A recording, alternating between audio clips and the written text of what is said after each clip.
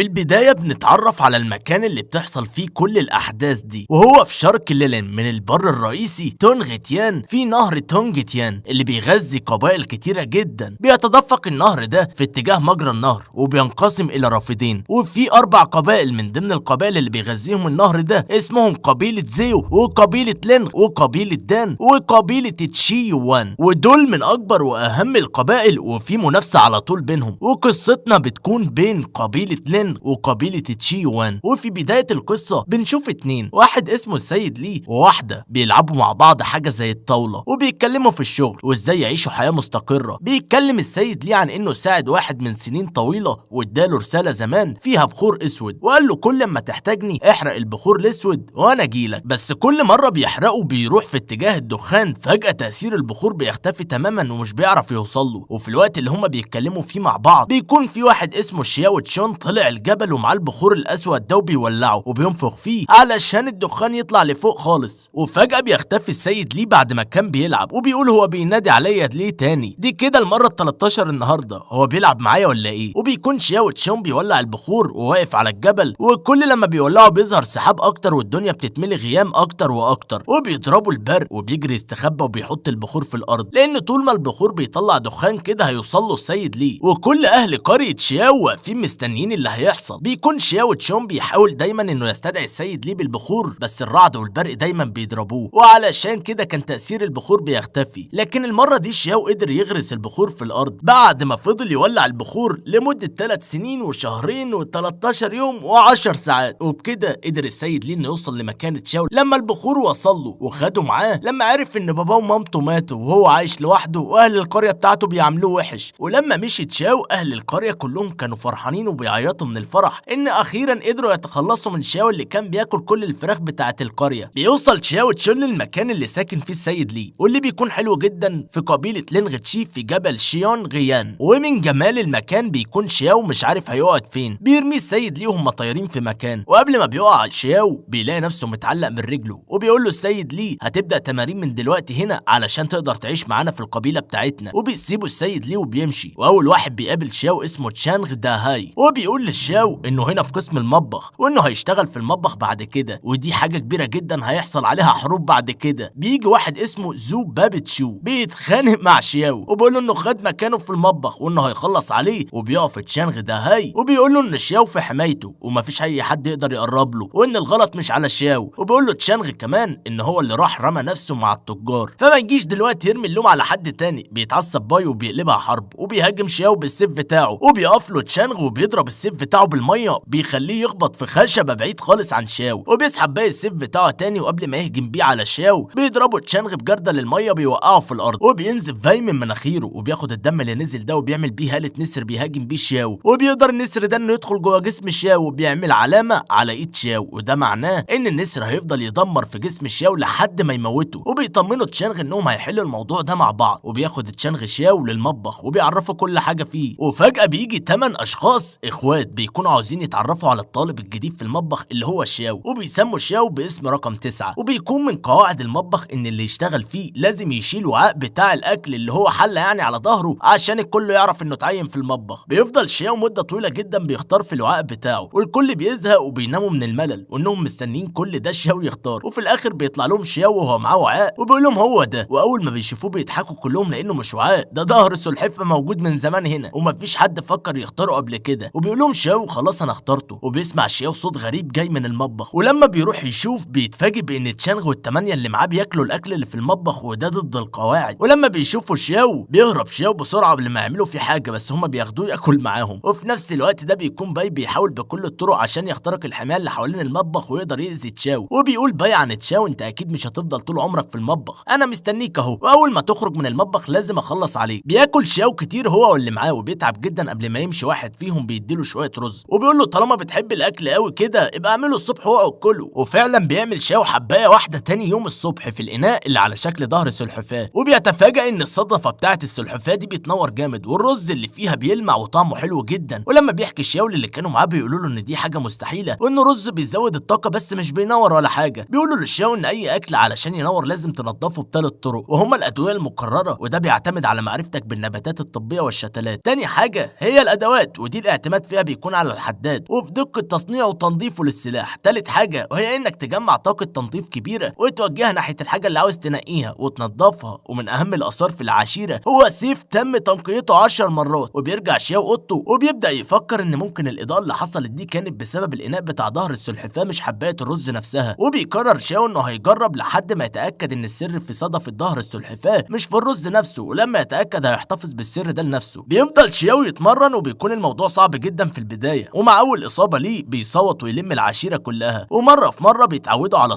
صواته، ولما بيسمعوه محدش بيروح عنده، لحد في مرة وهو بيتمرن بتنور الصدفة بتاعة ظهر السلحفاة جامد وبتدخل جوه ايده، وساعتها العلامة اللي في ايده بتختفي. بس المرعب اكتر انه لما حاول يخرجها من ايده خرجت ورماها بعيد وفضلت منورة شوية، وبعدها نورها طفى. والكل بيحس ان صوت شياو المرة دي مختلف خالص، وبيروحوا علشان يشوفوه ماله وبيطمنوا عليه، بس بيكون قافل الباب على نفسه وبيشوف ان العلامة ظهرت تاني. بيجري شياو بره الأوضة بتاعته وبينادي على تشوبوكي وبيقول له اطلع يا جبان وانا هوريك هعمل فيك، انا جاهز اهو. بيقول له واحد من الثمانية الطباخين ان تشوبوكي مختفي بقاله فترة ومفيش حد يعرف عنه اي حاجة. بيكتئب شوية لان الحل انه يشيل العلامة دي من ايده هو انه يقتل تشوبوكي. بيقول له واحد حل انه يجمع فلوس وبكده يقدر يشتري حاجات يزود بيها طاقته، وكده العلامة اللي على ايده هتختفي لوحدها، بس في عرض على الحاجة اللي هيشتريها لمدة شهر بس. بيتحمس شياو جدا اول ما بيسمعه وبيصمم انه لازم يحاول بكل طاقته وانه يلحق الخصم ده مهما حاول. بيجي واحد بيقول ان في مطبخ ليهم في المدينة اتسرق، وبيجروا كلهم ومعاهم شياو علشان يشوفوا اللي حصل، بس المطبخ ده بيكون بره حماية مطبخ العشيرة، يعني هالة الحماية اللي كانت حوالين المطبخ دي اختفت تماما. وكده بقى شياو في خطر، ولو ظهرت شو كده ممكن يخلص على شياو خالص. وعلشان كده بيخرج شياو وهو مأمن نفسه بحاجات كتير، والكل بيتريق عليه وبيطردوه لبعيد. بيتفاجأ شياو بوجود تشو وان هو اللي حرق المطعم علشان يجبر شياو انه يخرج من المطبخ، وبكده مش هيكون في حماية حواليه، وبكده تشو يقدر يخلص على شياو بمنتهى البساطة. بيتحداه شياو وفجأة بيلاقي الكل ملموم حواليهم وبيجري شياو بعيد اكنه خايف، بس بنعرف ان شياو عمل خطة علشان يقدر ياخد تشو لبعيد ويخلص عليه من غير ما حد يكون معاهم. علشان كده لما هو بيجري تشو بيجري وراه، وفعلا ده اللي بيحصل، وبيخاف عليه الثمانية بتوع المطبخ وبيروحوا علشان ينقذوا شياو. بس لما بيوصلوا بيكون في ناس مع تشو بيحملوا المكان وبيحاولوا يمنعوهم انهم يروحوا عند تشو والشاو، بس في النهاية بيروحوا عند تشو والشاو، وهناك بتكون المفاجأة وهي ان الشاو قدر يهزم تشو، وكان فاضل ضربة واحدة لتشو من شاو ويموت خالص. بس الشاو قال له انا هسيبك المرة دي، بس لو معرفتش اشيل العلامة اللي على ايدي دي بالخصم اللي بيقولوا عليه هجيبك وهخلص عليك، انا بقول لك اهو. ولما بيشوف شياو الطباخين الثمانية بيعمل نفسه مظلوم وان تشو هو اللي كان بيضربه، بس بيكونوا فرحانين كلهم بشياو جدا. وبيكون في امتحان قدرات مطلوب من شياو انه يعمله، وبيوافق شياو انه يعمله فعلا. بيبدأ الاختبار، والغريب في الموضوع ان دي اول مرة اي حد من قسم المطبخ يشارك في الاختبار ده، لانهم مش بيحبوا ابدا انهم يشتركوا في الاختبار ده لانه بيخليهم ينضموا كطالب اجنبي لطائفة تانية، وهم بيحبوا الطائفة بتاعتهم جدا والمطبخ. وبيشارك في الاختبار ده ناس كتير من كل الاماكن، حتى بتكون واحدة فيهم طالبة من قبيلة هافا. وبيشارك مع شياو في الاختبار 2 من الثمانية بتوع المطبخ، واللي الكل بيستغرب جدا وجودهم، وبيكونوا اصلا مشاركين علشان الجايزة بتاعته. ومن شروط الاختبار ده ان لما 3 يكسبوا بياخدوا فلوس كتير وبيقدروا يشتروا بيها حاجات تعالج العلامة اللي في ايد شياو، وبكده مش هيموت منها. وبيفضل شياو واللي معاه يتمرنوا جامد جدا علشان يكسبوا مهما حصل، وبيحطوا خطة علشان يكسبوا، وهي انهم هيستنوا شوية لحد ما الكل يسبقهم، وكده الكل هيتعب ويبداوا هم بقى وبكده يسبقوهم. وبيكون المشرف في الامتحان ده هو فين غي، وبيقول لهم على قواعد الاختبار، وبعدها بيبدأ الاختبار والكل بيجري علشان يلحق يوصل. وبينفذ شياو اللي معاه الخطة وبيبداوا متأخر، وبيبدأ شياو يجري بسرعة وهم يحموه ويضربوا اي حد في طريقه. بيعدي شياو بحاجات كتير صعبة في طريقه زي اماكن فيها ضغط وصخور بتطير في الجو لما بيقف عليها، وكان لازم انه يبقى متزن عليها، وهم بيكونوا 3 صخور عملاقة، وبمجرد ما بيعديهم بيوصل لخط النهاية. وبرغم صعوبة الموضوع جدا الا ان شياو قدر يعديه، ومن بعده الاتنين اللي معاه اللي من الثمانية بتوع المطبخ، وبيوصل وراهم ناس تانية وبيزعلوا قوي انهم خسروا، وبيكون فاضل على شياو واللي معاهم انهم يعدوا بوابة، وكده هيكونوا اتضموا للطائفة دي كطلبة اجانب، وهم مش عاوزين يسيبوا المطبخ، بس في نفس الوقت عاوزين الفلوس اللي هيشتروا بيها العلاج. علشان كده شياو اللي معاه عملوا خطة جامدة جدا، وهي انهم قرروا يبيعوا نجاحهم للناس التانية اللي وصلت. ولما التانيين مش اقتنعوا قوي بانهم يشتروا النجاح بالفلوس لما الاختبار هيتعاد كمان شهر وكده ممكن يكسبوا المرة الجاية، اقنعهم شياو وكان وصل ناس تانية كمان، والكل اقتنع واتعصب عليهم فين غي من اللي شياو بيعمله. بيقول له انت كده بتخالف قواعد القبيلة، وبيقول له شياو انهي قاعدة بالظبط، وبيسمع شياو القواعد واللي بتكون 386 قاعدة، والكل بيكون مبهور بالشياو وانه ازاي قدر يحفظهم كده، وكمان بالترتيب لدرجة ان فين غي مش بيقدر يرد على شياو ويقول له انه غلط في ايه. وبكده بيفتح شياو مزاد على مين اللي يكسب، والكل بيعرض اعلى سعر يقدر عليه، بس اللي بيفوز بيفوز البنت اللي من قبيله هافا لانها عرضت 10 اضعاف اللي شياو طلبه، وبيبيع نجاح الاثنين التانيين اللي معاه، وبيروح شياو اللي معاه بمبلغ حلو قوي. وفي واحد بيظهر ويعترض على اللي حصل وبيقول انهم غشوا في الاختبار، وبيقول فين غي ان كده لازم الكل يروح قاعه انفاذ القانون واللي غش لازم يتحاكم. بيتوتر شياو وبيكون قلقان وهو ماشي ناحيه القاعه، بس فجاه بيشدوا اللي قال انهم غشاشين وبيرميه على الباب اللي بمجرد ما يدخلوا منه هيكون تلميذ اجنبي في الطائفه ومش بيلحقوا الاتنين معاه. بس الصدمه ان مش شياو اللي دخل من الباب ده، تشين اللي اعترض. وده حصل ان لما هو رمى شياو على الباب، شياو نادى الصدفه زقت تشين وانقذت شياو قبل ما يوصل للباب. وبيكون تشين اللي اعترض ده متضايق لانه مش عاوز ينضم للطائفه، هو بس كان عاوز شياو هو اللي ينضم غصب عنه. من حفر حفره لاخيه وقع هو فيها. وبيحاول تشين انه يخرج بكل الطرق مش بيعرف، وبيتحايل على فين غي وبيرفض تماما وبيقول له انت كده انضميت كطالب اجنبي للعشيره. بيقعد شياو اللي معاه يشوفوا هم جمعوا قد ايه، وبيفرحوا انهم جمعوا اكتر بكتير من اللي كانوا عاوزينه، وعلشان كده بيقرروا انهم يجددوا المطبخ ويشتروا لبس جديد، والاهم شياو يشتري الدواء اللي هيتعالج بيه. وفجاه بيحصل زي اعصار بيسحبهم هم الثلاثه وبيوقع الفلوس منهم، واللي بيكون عمل الاعصار ده هو السيد لي. وبيظهر واحد اسمه يوم فاي من ذروه الاتقان في الاوامر، وبيبدا يشرح للشياو اللي هيعمله الفتره الجايه في القبيله، وبيقول انه هيكون صيدلي متدرب الفتره الجايه، بمعنى انه هيكون في ذروه السحب المعطره وصناعه الادويه وتكريرها، وانهم في القمتين اللي في الجانب الجنوبي من الطائفه. وبيركز الجزء العلوي من التاج الاخضر للقبيله على الرقم، اما تركز وعاء البنفسج على فنون الدفاع عن النفس، واللي بيوصل للقمتين دول بيكون في اعلى المناصب دايما. وبياخد يوم فاي شياو لو هو كشف الكتب المعطره، وهي عباره عن مكتبه ضخمه جدا، وبيفضل شياو يقلب في الملفوفات اللي تحت ويعرف اللي فيها، وبيشوف ان في شويه ملفوفات في اخر رف، وبيروح يشوف فيها ايه. بيشوف شياو حد بيسال على كتاب وبيقول له انه مش لاقيه خالص، وبيقول له شياو روح عند الاوضه الثانيه في الرف رقم 30 في الصف رقم 15 في جنبه كتاب اسمه تدوير النجوم. وكل اللي مش عارف يوصل لكتاب بيروح يسال شياو اللي مش بياخد ثواني في التفكير، وبيقول له المكان بالظبط فين، والكل بيكون مبهور بيه جدا. بيحاول شياو انه ياخد ملفوفه ويستعيرها، وبيروح ياخدها من العميد وبيمشي يقرا فيها. بيشوفوا تشين فاي بيجري وراه وبالسيوف وبيتفاداها شياو، وبيحاول يفهمه سوء الفهم اللي حصل، بس تشين فاي بيكون متعصب جامد ومصمم يخلص على شياو. بيستخبى شياو في مكان، وبمجرد دخوله كل حاجه حواليه بتنور، وفي صوت بيقول ان اختبار الحجم الاول بالاعشاب والاوراق بدا. وبعد ما شياو مش بيكون فاهم حاجه بيبدا يحل الاختبار، واللي بيكون صعب جدا بس شياو بيقدر ينجح فيه. وبعدها بيخرج شياو ومفيش حد بيكون عارف ان هو اللي نجح، وان الاختبار ده بيحصل بعد اكتر من 1000 سنه مره واحده. وبيظهر شكل فوق كده على هيئه 9 اعمده بيبين مين اللي نجح، والكل بيكون متوقع شكل معين بتاع واحده اسمها تشو جينكي، ودي اللي المتوقع انها تنجح، بس بيظهر شكل سلحفاه، وده معناه ان شياو هو اللي نجح. والكل بيكون مصدوم من اللي حصل، الكل بيكون مستغرب ازاي تشو تخسر، ومين اللي كسب اصلا، ومين اللي ليه شكل سلحفاه ده. كل دي اسئله محدش عارف الاجابه بتاعتها، واللي بيكونوا عارفين ان شياو هو اللي كسب هو السيد لي واللي معاه، وكلهم بيحسدوا السيد لي ان عنده التلميذ المتميز ده. وبيطلع واحد وبيهدد انه لما يعرف مين صاحب شعار السلحفاه ده لازم يخلص عليه، علشان اكيد غشاش واكيد كسبها بالغش لانها من حق تشو بس. والبنت اللي من قبيله هافا بتتعصب جامد عليهم انهم ازاي يكونوا عاوزين يخلصوا على حد لمجرد انه فاز في مسابقه وان ده حقه. بياخدها شياو وبيهربوا قبل ما يموتوها هي كمان بسبب كلامها، بتقوله ان في جايزه للي بيكسب المسابقه دي، وهي اهم كنز في القبيله كلها، وانه لازم هيظهر اللي كسب ده لما يروح علشان ياخد الكنز من نفس المكان، وان الكنز ده بيعالج اي امراض ممكن تنهي حياه البني ادم. بيفرح شاو جدا ان كده بقى في امل انه يلاقي العلاج ويخف. بيقرر شاو انه يرجع لمكان الامتحان عشان يلاقي الكنز ده، والكل بيكون مستني يشوف يا ترى مين اللي هيخرج. فعلا بياخد شاو الكنز، والكل بيكون مبهور بالاضاءه اللي بتظهر على الاعمده التسعه، واللي اول مره تظهر من الاف السنين. وبعد ما بيخلص شاو بياخد الكنز، وبيكون الكل مستنيه عشان يعرفوا هو مين، والناس اللي مع تشو مستنيين شاو علشان يخلصوا عليه. وعلشان يقدر شاو انه يخرج من غير ما حد يحس بيه بيستخدم الصدفه وبيخليها تطير لبعيد، والكل بيبص عليها. وبيقدر شاو انه يخرج من المكان من غير ما حد يشوفه، ولما بيحسوا بيه بيحاولوا يمسكوه علشان يخلصوا عليه. بتقول لهم البنت اللي من قبيله هافا وناس معاها، وبتقول ان الكنز من حق اللي كسب ومش حكر على حد معين، وقصدها على تشو. وبيقف معاها ناس كتير بعد ما كان الكل خايف حتى انه يقول رايه، لان اللي بيقول رايه بيموت على ايد رجاله تشو. وفي الوقت ده بيكون شاو قدر يبعد بالكنز خالص، وطلع البلوره من صندوق الكنز، وقبل ما يفرح بيها وياكلها بتيجي فرخه تاخدها وتاكلها. بينهار شاو اول ما ده بيحصل، وبيحس ان اخر امل ليه في العلاج خلاص كده راح خالص. وبعد كام شهر بتفضل قصه السلحفاه اسطوره وليها مؤيدين ومعارضين، والكل مستني يظهر الشخص اللي نجح في الامتحان. وفي نفس الوقت كان شاو اتقبل تدريجي في القبيله، وادوله مهمه ما فيش فيها اي خطر نهائي، وهي انه يزرع خيزران، وما كانش فيه اي امل انه يلاقي العلاج. وبيستغل شاو الفتره دي في انه بيفضل يتمرن جامد جدا علشان يدمج عظمه وعضلاته مع بعض، وفعلا بيقدر يعمل كده برغم انها صعبه جدا. جدا والاصعب انه يقدر يتحمل وجعها. بيفتكر شياو ازاي الفرخه كلت البلوره اللي كانت هتعالجه، وبيقرر انه ينتقم من كل الفراخ في المنطقه، وبيفضل يسرقهم وياكلهم. وبيتجمع اهل القبيله كلهم عشان يلاقوا حل للموضوع، وبيقرروا يحطوا جايزه للي هيقبض عليه ويخلصهم منه، والكل مش عارف هو مين. بيكون شياو واقف معاهم وبيقرر انه يرمي الشك بعيد عنه خالص ويشغلهم عن الموضوع علشان يقدر يسرق براحته، وبيديهم محاضره وبيفضل يقنع فيهم. والغريب ان الكل بيقتنع فعلا. بيفتكر شياو بان اللي عمله كده بقى يقدر يسرق الفراخ براحته، وفعلا بينتهز شياو اول فرصه وبيروح علشان يسرق الفراخ. وبعد ما بيمسك اول فرخه بيسمع صوت الاخت تشو من وراه، وبتكون بتتكلم على موت الفراخ، وبيفهم شياو انها بتكلمه، وهو بيخاف جدا وبيلف وبيفضل يبرر لها انه بيعمل كده علشان يلاقي البلوره اللي هتعالجه، وان هو صاحب شكل السلحفاه، وان الفرخه كلت البلوره وهو مش عارف هي انهي واحده فيهم. بيتفاجئ انها مش بتكلمه اصلا، وانها بتكلم الحراس. ولما بتشوفه بيرمي الفرخه من ايده وبيعيط، بيقول لها شفت اللي حصل، حراميه الفراخ موتوا الفرخه دي وجيت الحقهم ما عرفتش. وبيرمي نفسه في الارض وبيعور نفسه، وبيقول لها عوروني وانا بجري وراهم. وبتتعصب الاخت شياو على الحراس، وبتكافئ شياو وبتديله الختم اللي كانت وعدهم انه يكون مكافاه للي يقبض على الحرامي. وبتقول لشياو بالرغم انك مش مسكته، بس كفايه انك حاولت لاخر لحظه علشان كده انت تستاهل المكافاه ولازم ترتاح الفتره دي. بيفضل شياو يصطاد الفراخ من القبيله ومن كل الاماكن اللي جنبها، لدرجه ان في اماكن بيخلص على كل الفراخ اللي فيها نهائي، وبيستخدم عظمهم كسماد للزرع. وبيروح يحكي لاصحابه اللي كانوا معاه في المطبخ قبل كده. وبيفضل شياو مقضي يومه بين الزراعه وانه يصطاد الفراخ ويتمرن، لحد ما في يوم وهو بيصطاد الفراخ حد بيهاجم شياو. بيقدر شياو انه يتفادى الهجوم، بس مش عارف مين اللي بيهاجمه. بيتفاجئ شياو ان اللي بيهاجمه هو السيد لي، وبيقول له انه عارف كل اللي هو بيعمله والتمارين، وانه مستواه بقى اعلى، وانه بيسرق الفراخ. وبينكر شياو انه يعرف اي حاجه عن الفراخ، بس السيد لي وقتها بيتصدم شياو، وبياخده السيد لي علشان يعاقبه، وبيرميه في وادي ال10000 ثعبان، وده وادي مرعب جدا. فيا ترى السيد لي هيعمل ايه في شياو؟ ومن اسم الوادي هو كده ناوي يقتله ولا ايه؟ فيلا بينا نكمل ونعرف. بيفضل شياو في وادي ال10000 ثعبان بيحاول يهرب من التعابين بكل الطرق، وبينادي على السيد لي علشان يلحقه، وهو بيجري والتعابين تجري وراه، وكان هيموت من الجوع والتعب. لحد ما جه السيد لي وعرض عليه عرض انه بعد شهرين في جبل تشانغيون لازم شياو يشارك في شياو بين، ودي مسابقه عندهم، وكمان يطلع من الخمسه الاوائل، ولو ده ما حصلش هيرجعوا وادي التعابين تاني يكمل في حياته. وبيوافق شياو علشان يخرج من وادي التعابين باي طريقه، وبيرجع تاني وبيفضل يتمرن بكل قوته. وبرغم ان التمارين كانت صعبه جدا واتاذى فيها كتير، الا انه قدر في النهايه انه يوصل لمستوى كويس جدا فيها، وده طبعا بعد ما فشل كتير جدا. وبيروح يبيع الخيزران وبيشتري مكانه حبوب بتزود طاقته، وبقى يقدر يتحكم في الهاله بتاعته، وبيها بيقدر يخلي اي حاجه مهما كانت تقيله تترفع لوحدها. وبيصحى شياو من النوم بيلاقي السقف متكسر وفيه فتحات غريبه، وبيفتكر ان في حرامي دخل امبارح، بس لما بيركز شويه بيفتكر ان هو اللي قام من النوم وفضل يستخدم الهاله بتاعته وكسر بيها السقف بالشكل ده. بيروح شياو جبل جيهان غيون، وبيقول واحد عجوز ان تلاميذ شياو بين موهوبين كلهم المره دي. وبنعرف ان من ضمن الناس اللي هتشارك في المسابقه دي اخو فينغ من قاعه تطبيق القانون، وده بينافس اخوه على المستوى الاول. وبتيجي واحده بتكون اخت دولينغ فاي، وبتتكلم مع واحد اسمه بدر فينغ، وبتقول له ان جبل جيان غيون بقى احسن من الاول بكتير بشكل غير متوقع، وبيتعرف كل المتسابقين على بعض. وفي الوقت ده بيجي بطلنا شياو وهو مجهز نفسه للمسابقه، بس بيكون متردد وعاوز يهرب، بس السيد ليه بيجيبه غصب عنه، والكل بيتريق على شياو وبيحس انه ضعيف وانه جه هنا بالغلط. وبعد ما الكل بيعرف قواعد المسابقه بتبدا المسابقه. بيكون شياو اخر واحد خالص، وكل ما بيتقدموا في المسابقه كل ما بيخاف شياو اكتر لما بيشوف مستوى الناس اللي معاه، واللي بيكون اقوى ناس فيهم هو بدر فينغ والاخت دولينغ. وفي النهايه بتبدا الجوله الاخيره بتاعت شياو، وبيحاول شياو انه يهرب، بس السيد ليه بيرجعه غصب عنه. وبيفضل شياو بيحاول يتجنب المنافس بتاعه بكل الطرق، لحد ما بيرمي السيف على شياو، وبيطير السيف ناحيه شياو، وبتطير صدفه السلحفاه، والكل بيصدم من اللي بيشوفوه. بيتفاجئ شياو انه لسه عايش بالرغم من الضربه القويه اللي خدها، وبنعرف ان السيف جه في صدفه السلحفاه وطارت وخبطت فيه، خلصت عليه، وبكده بيكون فاز شياو في الجوله دي. وبعد اعتراض الكل انه كسب بسبب الحله اللي معاه، بيطلبوا منه يرمي اي حاجه معاه غير الاسلحه، وفعلا بيعمل كده شياو. وبتبدا الجوله الثانيه، وبتكون الصدمه ان شياو ضد الاخ الاكبر فينغ، وبرغم قوه الاخ الاكبر فينغ الرهيبه الا ان شياو قدر يكسب الجوله دي كمان بعد ما حاول يهرب منها بكل الطرق. بس الاخ فينغ هاجم شياو، وفضل شياو يهرب من هجماته كلها. بيتصدى شياو لضربه مميته، وبيتعصب الاخ فينغ وبيستخدم تقنيه السيف المكرر مرتين الدموي، وبيتصدى شياو للضربه دي بالسيف بتاعه. بيكون في هاله قويه جدا بين السيفين، وفي النهايه بيقدر السيف بتاع شياو انه يكسر السيف بتاع الاخ فينغ لحتت صغيره. وهنا بتكون الصدمه للكل، وان ازاي الاخ فينغ يخسر وقصاد واحد زي شياو. وبعدها بتكون منافسه الاخت دولينغ مع واحد كمان، وبيكونوا في نفس المستوى، والمنافسه بينهم بتكون قويه جدا وحماسيه، وبتقدر الاخت دولينغ انها تكسب. وبيروح شياو علشان يشجعها ويمدح فيها، بس بتكون متعصبه منه جدا، وبتقوله انه فاز في الجولتين بالحظ عشان كده هي بتتحداه. وفعلا بتبدا المنافسه بين شياو والاخت دولينغ، وطبعا المتوقع والاكيد ان الاخت دو هي اللي هتكسب تكسب، لان بالنسبه للكل شياو كسب بالحظ مش اكتر. وبتستخدم الاخت دو لينغ في البدايه مهاره رهيبه بالميه اللي في البحيره حواليهم علشان تخلص على شياو من اول مره، وهي كسر القفل الصوت، وبتضرب بالسيف بتاعها في قلب شياو وبيقع شياو في الارض. وبيطلع شياو كان بيمثل انه مات وانه كان لابس 2 واقي وانه مش هتعور حتى. وبتتعصب من الاخت دو جدا وبيغمى عليها لما شياو بيفوق. وبيعلنوا نتيجه المسابقه وان شياو هو اللي فاز بالمركز الاول، والكل بيعترض على النتيجه. وبتصمم الاخت دو انها لازم تدخل منافسه تانية معاه لان اللي عمله كان غش، والكل بيقف في صف الاخت دو وبيقولوا انه كسب بالغش او بالحظ، وان المنافسه لازم تتعب بينه هو والاخت دو. وبيحط السيد ليه زرعه بتعمل هاله رهيبه، وبنعرف انها زرعه نادره وان الاسئله هتكون عليها. وبتعرف الاخت دو انها تجاوب، وبيجي الدور على شاو وبيجاوب اكتر واحسن من الاخت دو، والكل بيكون مبهور في البدايه بالاخت دو. بعدها بينبهروا اكتر بشاو، وبيصاحب شاو ناس من اللي معاه،